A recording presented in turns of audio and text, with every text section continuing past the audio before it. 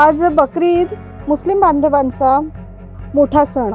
बकरी ईद निमित्त मुस्लिम बांधवांकडून आज त्र्यंबक रोडवरील ईदगाह मैदान येथे सामुदायिक नमाज पठण करण्यात येणार आहे। यावेळी मुस्लिम बांधवांची मोठ्या संख्येने गर्दी होत असते। या पार्श्वभूमीवर शहर पोलिसांच्या वाहतूक शाखेकडून वाहतूक मार्गात बदल करण्यात आले।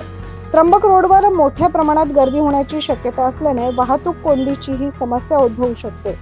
या मार्गावर वाहतूक कोंडी होऊ नये तसेच वाहतूक सुरळीत राहावी यासाठी वाहतूक मार्गात बदल करण्यात आलाय।